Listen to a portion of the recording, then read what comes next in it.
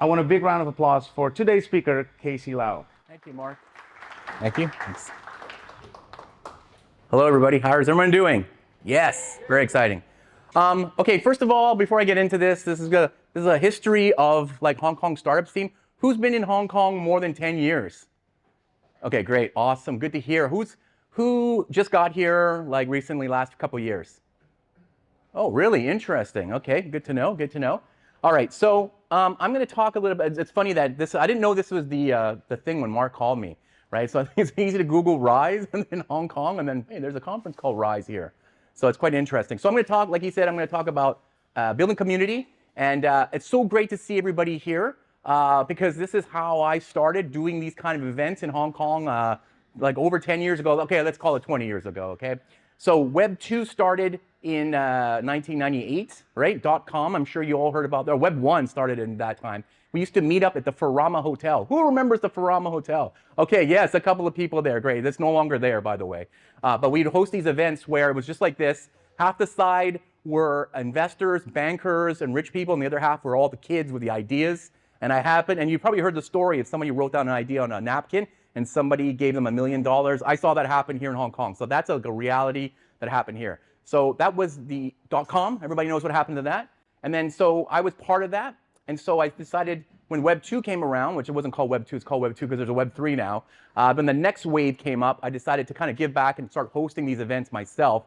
And that's kind of where the journey begins. So I call myself a builder.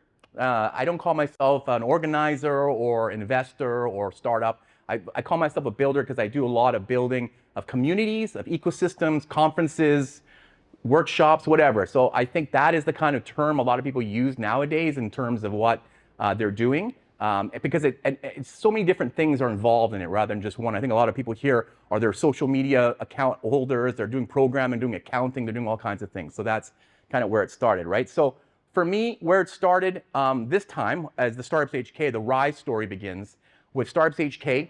It's 4 guys meeting in a coffee shop talking about startups. We got a place in Wan Chai near Hopewell. It was some weird accounting office, and we just took a bunch of hammers and knocked down all the walls. So it was a big open space, right? How many people's offices have turned into open spaces in the last like 5, 6, 7 years, right? It's because of the whole co-work space concept, right? So we were here, we were doing this before WeWork, before all this co-work space thing happened. And we would meet up every Monday night, right? So we couldn't do the mornings. Nobody would show up in the morning, right? So congratulations everybody here who's here this morning. We did it at nighttime, and it looks like someone's on trial, but they're not. They are actually listening to a speaker just like we're doing now, right? We have the projector, we have the clicker, it works, sometimes it doesn't work, that's the whole idea, right? And this is what happened at the beginning stages, right? We did it every week, Monday night, no matter what, just like Creative Mornings every Friday, once a month, right? And keep your eye on this picture. I'm going to come back to this photo, but this is me back then. There's workshopping ideas, just everything that you guys are probably used to today, but this is really how it started, and we didn't see anything doing like that. And then over time, we would do more and more events. So actually, the first event we did actually was 2010, so that's crazy. That means, yeah, 10 years, it's over 10 years now since we've been doing this kind of startup things, right? So when we first started, we thought maybe 100 people might show up to an event in Cyberport. 300 people showed up for the event, so it was a huge success. So a lot of people are getting behind the startup concept, right? And so because of that, the guys that were us, were just kind of doing these events, just like what we're right now about, but mostly about tech startup building, right? And it attracted people. We used Twitter, we used Facebook to get people into the events, right? So Walt Mossberg came to Hong Kong, so we grabbed him and said, hey, can you come on stage at PMQ and talk about tech reporting, meeting Steve Jobs, stuff like that. That was a huge event. So it's very exciting. We talked about mobile app development. We talked about crowdfunding. We talked about all these different things that people wanted to know about and wanted to meet in real life, right? Now, I don't know, Zoom, YouTube, a lot of this stuff is able to be taught online, but watching pitches live like this, feeling the energy, it's never going to go away, right? So that's how it kind of like scales from that. So I'll go back to this photo. This is a side thing, which I always love to tell people because it's so interesting. So these are the meetups we had. This guy right here, he was 16 years old. Okay, this is 2010, 11, sometime around there. He came up to me he came every week and didn't say anything, just listened to the speaker, what was going on. And then one day he came to me and said, Casey, I'm going to university now. I'm like, oh, great. Where'd you get into? He's like, I got into Stanford. I'm like, oh, that's amazing. Congratulations. He's like, I really enjoyed my time coming to startup Mondays, startup nights, and learning all this stuff. And I learned a lot of cool stuff. So he went to Stanford, and he's from Hong Kong, right? He met some other Asian dudes, become friends, and they always needed, what do they need? What do all Asian people need when they're overseas? Asian food, right? So what did he come up with? He came up with a company that delivered Asian food to their dorm rooms. Holy crap, what did he create? DoorDash. Okay, so DoorDash is one of the success stories out of Hong Kong. He's one of the team of 3. The other guys were Americans already, right? If you don't know what DoorDash is, it's like Deliveroo. It has a $43 billion market cap right now. It's trading on the stock market. And this is their office in San Francisco. I went to see them. And you can guess the rest, right? It's very exciting business for them. But it's not the only one that came out of our little crazy little place. Okay, well, anyways, there's more companies. The next one was supposed to be all the other companies like GoGoVan, Day Day Cook. I don't know if you heard of Day Day Cook, but it just went IPO in the US. It's like a cooking platform. Aftership, Klook. I'm sure everybody knows Klook, or as Hong Kong people call it, Klook. I don't know why they call it that, but that's the other name of the company. Travel thing. These are companies that started in Hong Kong with a bunch of kids and were able to raise money and have valuations of over $1 billion. Hong Kong has, I believe, 12 unicorns, which means companies are worth more than $1 billion, built out of places like this, right? So when we started, the Hive also started in Wan Chai, the one in the Phoenix. That's where we did a lot of events too. I went there recently. It's super small now. Like, it feels really small because the spaces have grown so big. But when they started, I was like, wow, look at this cool place with all these nice tables. Like, you saw our place. Ours is like whatever garbage we could find that had legs underneath of it and chairs and stuff like that, right? So all that kind of came to the head when Paddy Cosgrave, who I'm sure is very, very notorious right now on the internet, if you've seen him, he started the Web Summit in Dublin, Ireland, and he came to Asia looking to do a show here. And I met him in Hong Kong, and we thought it was a good idea to do it here. So he chose Hong Kong as the location to do this first Asia conference. How many people here have been to Rise? It's okay if you haven't been. Okay.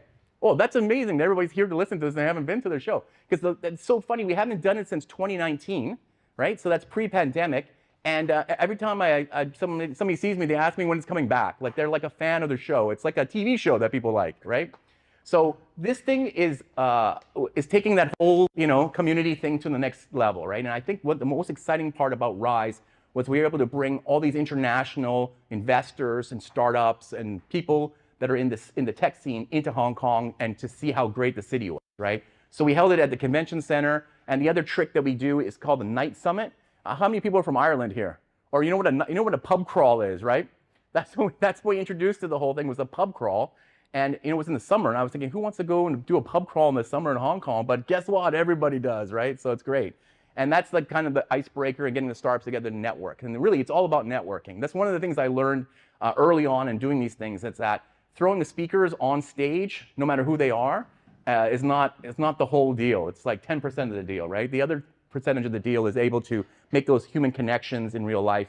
And I think a lot of people met each other at these events and went on to co-found big companies or long-lasting relationships for a long time, right? So this is the main thing that we've done. So the Hong Kong event welcomed the last time we did it was about 25,000 people. And of course, of what happened now, we're hopefully going to come back next year. But because of the success of the show in Asia and in Ireland that moved to Portugal, we now do 5 shows around the world. So that was the, it's so funny to look at these pictures. But this is the center stage here in Hong Kong, right? So there's about 6,000 people in there. That's the co-founder of Stripe. This is the center stage in Lisbon. It's an arena where Harry Styles will play 3 nights when he goes to Portugal, right? And it's full, and it's people listening to speakers talking about tech. They're not dancing.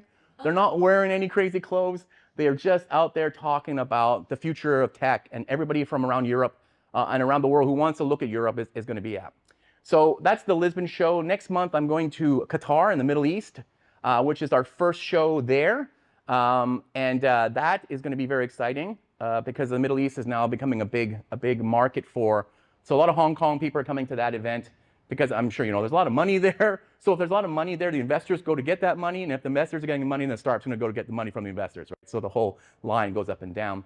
But it's a good way to take a look at what's going on. But we found out 90% of the people going to this event obviously are not from Qatar. They're from overseas coming into this event. And that's the kind of thing that I think we built around these things, is that it's not about the people in the city. It's about people coming to the city to see the city, how exciting it is, right? So we do one in Rio as well. That's just Brazil.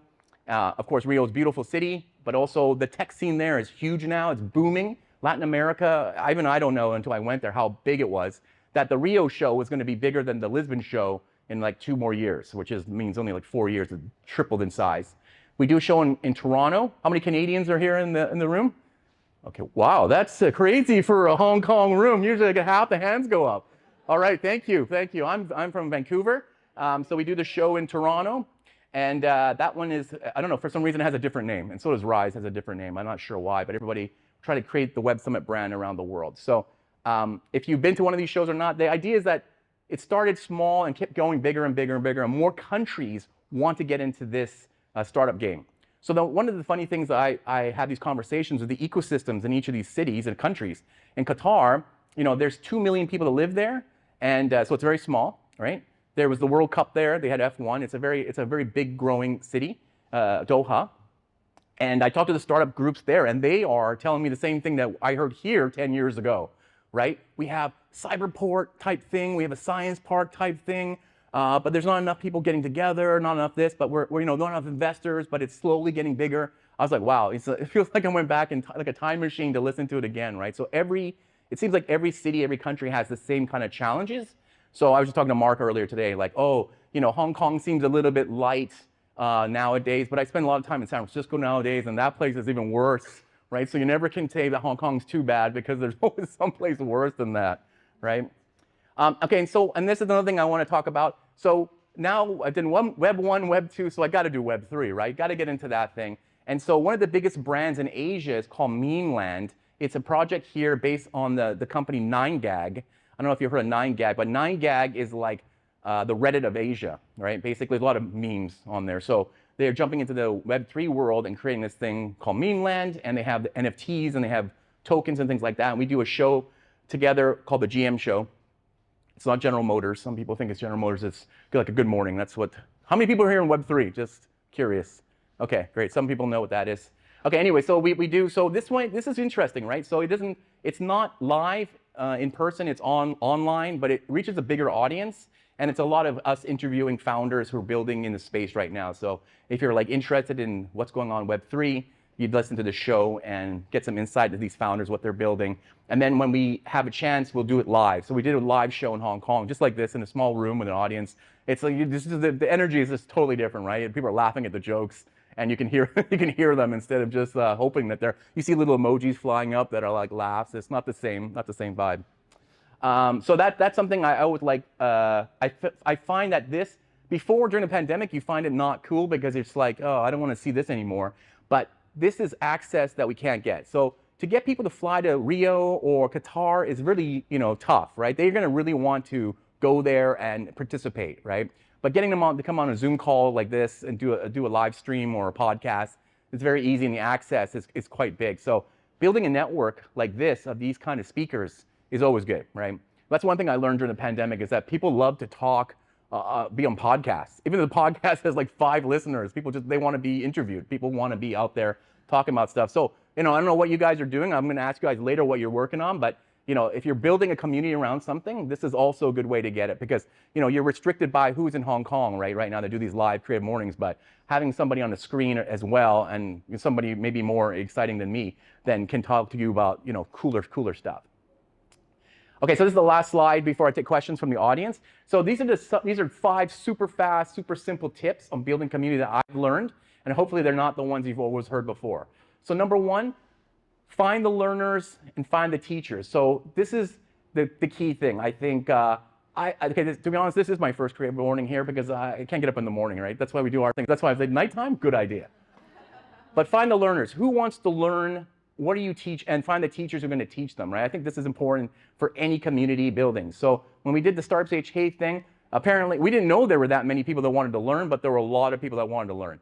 All this stuff is on YouTube. How to pitch, how to raise money, but nobody cares. They want to come to a real event and see people and chit chat and have ideas. How did you do it, right? Because when you watch a YouTube video, it's like 15 minutes and it's like, there you go. What do you think? Take what you can. You can't ask any questions. So I think that's important. And there's, of course, the teachers that are in the ecosystem as well that want to teach and share what they know. So like the sponsors, I always love to listen to what the sponsors are for the events. Because the accounting guy, okay, maybe he's pretty boring, but he probably has something super interesting that he can share that you will remember and take forward, and that's a good branding for that guy, and as well things for the audience to learn. Number two, okay, that's number two actually. Meet in real life, schedule it, have it all the time. Okay, it's great. This is once a month. Everybody knows, and then no matter what. So when we did our events, we'd have maybe 10 people show up, or we'd have 100 people show up. It didn't matter. We always did it no matter what. That's very hard to do, right? A lot of people give up when nobody shows up, but you got to keep going for it and keep doing it and just learn from the mistakes or learn from why wasn't there many people. Oh, there was other events happening. Oh, the weather was bad. Or there was an accident in MTR, whatever. But think about those kind of things. But that is, I think, very important. And it's a real commitment, right? We're talking about the last chair of Creative Mornings, right? And it was a woman with 2 babies and a career. I was like, wow, this is like super amazing to hear, because how can somebody like manage all this stuff? I think it's very important. So if you want to get into community building, it is like another job, right? Or another like a super hobby they're going to get into. Number 3, this is another thing I find it very interesting, because so you see good speakers, right? You see like a famous speaker like an Elon Musk or somebody like that, right? Or somebody from Apple. They don't necessarily have anything interesting to say, right? They're just like, and also they don't care either, right? They always ask to speak, so they'll go on stage and say whatever. I feel like getting a speaker and making sure that they make it worthwhile to everybody's time is very important, right? Some people just like to go on and talk. Maybe I sound like I'm just babbling on for like half an hour, which I probably am, but I feel like if everybody leaves here with at least one thing, hopefully maybe one point off this list, then I feel like it's worthwhile of your time. And so that's why I try to make this worthwhile, and I think Mark tries to find guests, make it worthwhile for the audience, because when you leave, you want to come back and see what happens next time, right? Number 4, great. I wrote this down, and I see that he's doing it already. So give everyone you can the mic. I think that's important. Not just having, oh, we're going to have a fancy speaker. Because what I've learned, the higher the speaker, the more useless they are, right? The CEO is always completely boring, because they can only say, what the board wants them to say. But you get the 2nd or 3rd tier level guy. That guy has a lot of shit to say, right? And you want to hear that. So that, as well as people in the audience, like you just did, giving this guy some shot, talk about what he's working on, that's important. I think that, because a lot of people can't just jump up here. That's what I found out. You can't just jump up here and start talking, right? You feel shy, you feel worried. But if you could do it in pieces and slowly get up there, I feel like that will build up your confidence to do these kind of things, right? And then 5, I guess, I hate social media too. I use it a lot, but it is the most powerful tool we have to amplify things for free and to find that community and that group who are interested in it. I think that is super important to remember and to include as many different kinds of people as you can. So for startups, tech startups, or Web3, it's very inclusive, but it's also technical. So we try to make and break it down so that we can get different kinds of people in.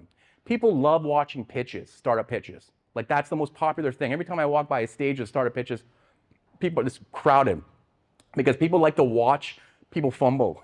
Like they're all up here talking and they're all making, because it looks normal. But if you see Elon Musk walk up, he's like talking. Okay, well, that's a bad example. He doesn't know what he's talking about either. Let's talk about somebody else. Like, it's like Steve Jobs or Bill Gates, right? They're very, very focused on how they talk, right?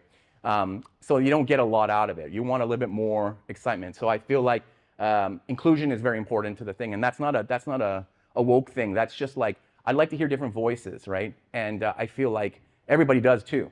And that's a very important part of building the community so that everybody feels involved in it. And that's how you build the ecosystem, right? If it's just a bunch of nerdy dudes building some, code, it's not exciting for everybody, right? So it's like Web3. It's very technical. It's very like financial. I think it needs a lot more warmth to it and more creativity. That's why I want to know more about what everybody else is doing here. All right, that's the whole list. And there's what I am on social media. Thank you. Yes. Wow. Any questions? Okay, I want to ask a couple questions of people. Okay, how many people here you're in Creative Mornings, so how many people here are in creative industry, some sort of creative industry? Okay, we know this guy's making print. What do you do? I'm an industrial designer. Industrial designer? What do you do? Creative design. Creative design? How about you? Interior, okay, interesting, okay, interesting. And then, so why do you come to Creative Mornings? To be inspired, to connect. Okay, great. How about you? This guy didn't say anything. What are you doing here? Me? Yeah. Yes, my content connects and also see like. Okay, interesting, interesting, great. Okay, great. One more big round of applause for Casey. My coffee, thank you. So one of the points you mentioned to build a community is to meet in real life. And Yeah. I couldn't agree more. With Creative Mornings over COVID, we tried to do it online. Yeah. Was difficult to get people on a Zoom call, turns out, at 8 a.m. So then we decided, you know what, we're going to spare our energy and wait till the city opens up again. So we truly believe in Yep. real life events Yep. as well. And one of the things you are building now is the Web3 community with a lot of Zoom calls, podcasts. How are you going to kind of combine those things? Because yes, it is wonderful to have a speaker from the other side of the world. It's not that real life experience. So how do you combine those? Okay, so what we found is that I think building brand is very important. So building the GM show as a brand, as a leading show, is good for when we do it live, right? We have a built-in audience. When we go to Miami, we go to LA, we go to London, we can immediately have an immediate group show up for this kind of thing. So I think that is the kind of purpose behind it, but also just having the access to these people, building the brand and teaching people, yeah. So you lose that part, I agree, until you do it live, but I feel like building a reputation is very important, right? So that's another thing. It's very easy to put on an event, right? We've seen a lot of events in Hong Kong where people just throw people on stage with long titles and wearing suits or look very important, but it's not very interesting, right? So that's the thing as well, is trying to also make sure that who you put on stage, you have to be careful who you put on stage, who you introduce to an audience, because you want to make sure that they get something out of it, right? You know what I mean? It seems like some people corporates go on stage because they're trying to make somebody happy at the home base, right? Oh, I'm on stage, look at me, great, awesome, right? But what is the actual value add to the audience? And I think that is what we do. And we're able to just, filter that doing these online calls and then bring them into real life, because you can feel a passion and energy come through even through that, rather than people just coming try and sell and, kind of market. Yeah, especially one of the challenges that we have as well, that we want inspiring stories, Yeah. and not the success stories. Yeah. Yeah, the floor is open to everyone. Please raise your hand if you have a question. Kate is going to give you the microphone so we can all hear it. So first up, Manny, thank you.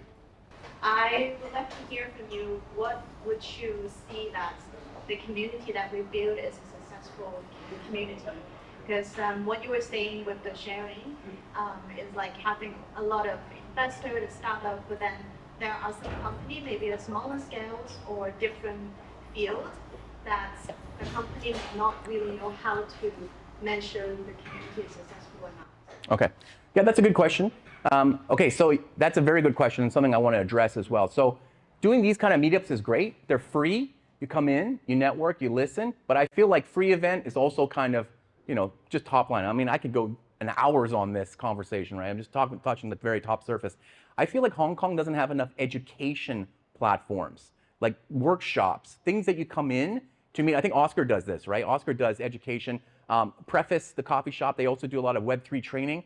You pay for it, you get something out of it. I feel like that is something we're missing. One thing I always notice is mainland startup founders, they come to these events, they don't care. They don't want to listen to this, they don't want to drink, they want to learn. They come, if they're not learning, they're leaving. They're like, I need to spend my time 1 hour that I'm actually learning something, like how to set up an AWS server, how to hire a guy, or how to set up a board cap table, stuff like that. Like, I need to have that. So I think that is important, but also I don't believe size is important, right? If having 100, a lot of people are like, oh, this is sold out or whatever. It doesn't matter, right? The quality of the people in there and what they learn when they leave is the most important part. That's what I count as successful, right? And also, can this survive without him, right? He leaves, will this still happen? I think that's another important fact, right? That's very, very difficult to find out, right? I don't know how much time Mark puts into putting on this event. I know I put in a ton of time to put on those events, but that's the trick, right? Is this community strong enough to stay together if Mark leaves or decides not to do it anymore without somebody else going? Or somebody else, is this guy here, Adam, going to stand up and go, I'll take it, right? I think that's a very strong point, right? And then I think adding value to that group is how that is learned and figured out. Does that answer your question? Yeah, okay. You mentioned brands earlier on with the building the GM brand. I was just curious just now with Rise, and I heard about Rise about more than 10 years ago, or Yeah. 10 years ago, Okay. when I was still in Indonesia. And I thought, this could be a global franchise. Yeah. But why has it become Web Summit and Collision? Yeah. Why haven't you guys built one? This is a brand. Yeah. Yeah, I don't know. That's a good question. That's good. I don't know. I think the idea originally was to spin off the brands by themselves. So Rise would be its own business, right? So it wouldn't connect to that. Plus, it don't want to cannibalize the original Web Summit. If we call it Web Summit Hong Kong, you might be like, I don't need to go to Web Summit Lisbon or Web Summit Rio. I got one here. So the idea is that they're kind of different. That was the only reason. I think that's the reasoning behind that. Okay. Yeah. No, I thought you were the brand owner, so. Yeah. No, it's just very complicated by that, but it's interesting. But it wasn't 10 years ago. We're not that old. Jeez. How many people here go to some other kind of creative group outside of this morning? Is there any other groups? Is there an interior design group that meets up? Is there a product design group here that meets up? Is there an architecture group? Jervis, he's here. Is there people that do that? F&B group. What's that? There is F&B group. F&B group. Okay. Okay. Okay, so this is the main event that you all participate in creative. Okay, that's interesting. So when we did Startups HK, right, it was very broad. Like if you're in fintech or if you were in marketing tech, if you're in any kind of different tech, you just go to that, and then hopefully you could meet people in there, right? And it's become so big. Like for instance, Rise, we have 10 stages at the event, and they all focus on one specific vertical in the startup tech ecosystem, right? So that people don't have to like, oh, what do you work on? You're in fintech? Okay, I don't want to talk to you. Like you just kind of hang out in that area with that thing. So I always think that, so in Hong Kong, the fintech group was so big because this is Hong Kong, they had their own group. So Fintech Association had something on. Then the French people had their own group. The French fintech group, right? So I'm like, wow, okay, there's that many French people in fintech, they have their own group? That's great. But it just kept splintering all the time, right? So I found that interesting because, you know, people do want to get going and not be so vague in their conversations, right? Inspiration is great, but it's also like how, you know, it's like an association, like all the Americans get together in the chamber, or the Canadians get together, then it's just like random people that are from the same country, right? When you want something more specific. So, the French people, that's good, they were able to do that. Yeah, this question? Yeah. Thanks, Casey, for your talk. So what you just said brought up an interesting topic, like sort of targeting your audience is important, right? You said French fintech group. Yeah. You think that's an audience. Yeah. What if your audience, you know, in startup world, I think people come there because they're intrinsically motivated. It's not going to make it for themselves, right? But what if your topic is something, you know, maybe more for people working in the corporate world, and it is a practice and it's a discipline that you want people to take up, but, you know, how do you keep them motivated when they cannot implement? How can they? Keep them motivated and come in. Oh, yeah, yeah. And they cannot, it's not all within their power, it's not to sort of practice and act on the things you're teaching us. Yeah, that's a hard question. I don't think you have to make it so big where you need to have a co-work space with a coffee sponsor and all that kind of thing. When we started, we just met in a Starbucks. We met at a Starbucks in Wan Chai until they kicked us out because there was too many people there not ordering coffee. They would just come in with their own drinks and just hang out. Like in a room there, it was crazy. So I don't think you need to, I think you need to figure out like what is the topic, and then yeah, like I said, you know, keep going. If only one guy shows up, then there's one person there, right? But keep doing it so other people learn about it. But today, when we started, Facebook was huge. Holy, nobody uses Facebook anymore. You can't do anything on that. So whatever social network, I know I heard a WhatsApp group, a lot of people using WhatsApp group, that's a place to start. Starting communities in there. Once you get 10 people in there, you've got a group. And then you meet for somewhere and you can start building it from there. That's what I think. And I would love to see that. I'd love to see these little splinter groups start up. I think that is important. And it doesn't have to be every week, once a month, whatever. I just think that people love to be in communities. One thing I heard in San Francisco recently, which is crazy, is people are looking for communities to join, right? So they're like, oh, I'm coming here to this party tonight to see what the vibe is and to see if I want to join into it. Because there's usually like a little bit of a fee there so that there's a join. So it's like a club, but it's not really a club. It's like in a co-work space or a restaurant, right? I was like, wow, that's so interesting that people in the Bay Area are like thinking about these kind of things, right? A social club, they would pay to join that is talking about what they're interested in, right? And other people are at their same level, right? Because that's another thing too. We got a lot of, at the early stage, there were like early startups and there was like high, then it kind of got different, right? Then it has to evolve from there. So yeah, that's my thinking about that. Cool. Okay, great. One more big round of applause for Kate. Oh wow, 3 rounds, awesome. Hey, there's one more thing. Yeah. And I'm gonna invite Nick over now. Because All right. our paper cutting artist made a very unique. Whoa, look at piece this. of art for Amazing. you, and Oh, here you go. thank you. Wow, look at that. Amazing. My dad has that on. My dad has that picture on his phone.